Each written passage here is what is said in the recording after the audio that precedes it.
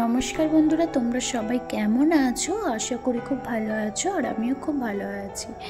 तो रिम्पा ब्लग चैनेले तोमादेर वेलकाम। अनेक अनेक भालोबासा निये आजके एकटा नतुन ब्लग भिडियो निये तोमादेर सामने चले एसेछि।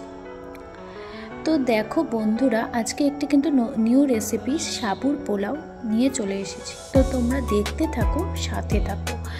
तो उपवासेर दिने अनेकेई उपवासेर दिने होच्छे এই রেসিপিটি বানিয়ে খেতে পারে। একবার খেলে মুখে লেগে থাকবে। যারা একাদশী করে উপোস থাকে তারা কিন্তু এই রেসিপিটি বানিয়ে খেতে পারে।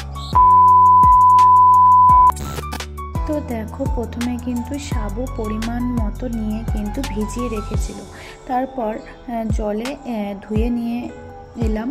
ধুয়ে নিয়ে আসার পর খোলায়ের মধ্যে কিছুটা হচ্ছে বাদাম হচ্ছে সুন্দর করে হালকা আছে কিন্তু একটু ঘি দিয়ে ভেজে নিতে হবে সুন্দর করে, একদম কটা কটা করে সুন্দর করে। কিন্তু দেখো এই যে কড়াইটা কিন্তু গরম হয়ে গিয়েছিল, তো ঘিটা দিয়েছে তো বেশ দেখো আর একটু ধোয়া উঠছে।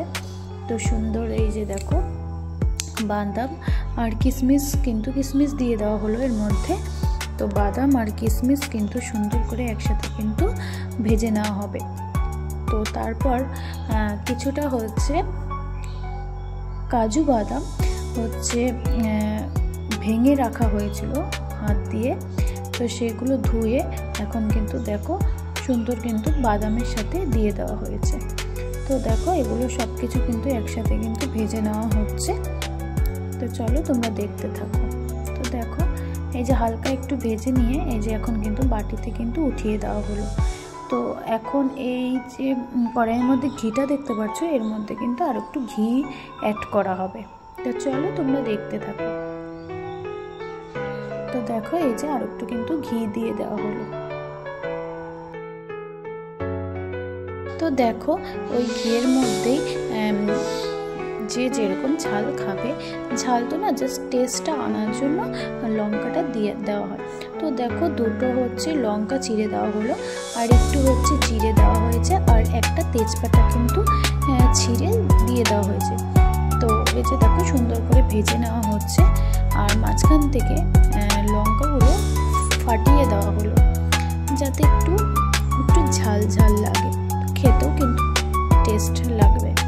তো দেখো এই ঘিয়ের মধ্যে ধুয়ে রাখা যে সাবুটা ছিল, এই সাবুটা কিন্তু এখন দিয়ে দেওয়া হলো। তো এখন ভালো করে কিন্তু এই দেখো ভেজে নেওয়া হবে। তো নিরামিষের দিনে বন্ধুরা তোমরা একবার টেস্ট করে দেখবে, জাস্ট খেতে কিন্তু খুব সুন্দর। আর যারা উপোস থাকো তো সাবুর এই পোলাও রেসিপিটা বানিয়ে একবার খেতেই পারো, একাদশীর দিনে বলো আর উপোসের দিনেই বলো। তো দেখো ভাজা যে বাদামগুলো ছিল, বাদাম কাজু কিশমিশ সব কিছু কিন্তু অ্যাড করে দেওয়া হলো। এবার ভালো করে কিন্তু ভেজে নেওয়া হবে। তো চলো তোমরা দেখতে থাকো।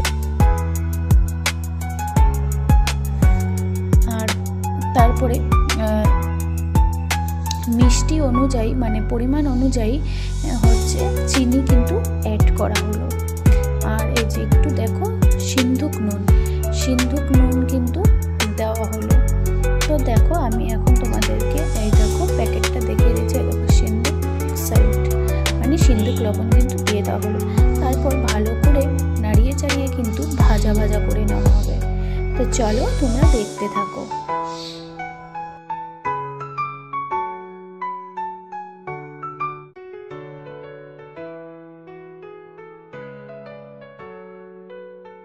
দেখো ভাজা ভাজা করে কিন্তু এই দেখো গরম গরম কিন্তু সার্ভ করে দেওয়া হয়েছে। তো দেখো একটা কিন্তু টিফিন কারির মধ্যে কিন্তু নামিয়ে দেওয়া হলো সুন্দর এই সাবুর পোলাও রেসিপিটি। তো বন্ধুরা তোমাদের কেমন লাগলো অবশ্যই কিন্তু অতি শীঘ্রই তোমরা কিন্তু কমেন্ট করে জানাবে। আর যারা নিউ বন্ধুরা আছো তারা কিন্তু চ্যানেলটিকে ঝটপট করে সাবস্ক্রাইব করবে।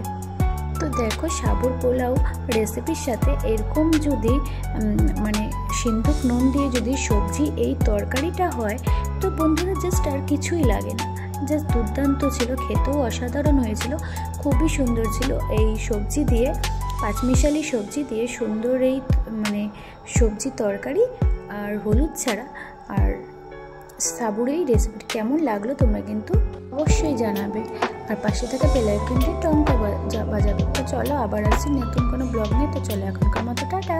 সবাইকে জানাই প্রাণ ভরা বুক ভরা অনেক অনেক ভালোবাসা। সবাই ভালো থেকো, সুস্থ থেকো।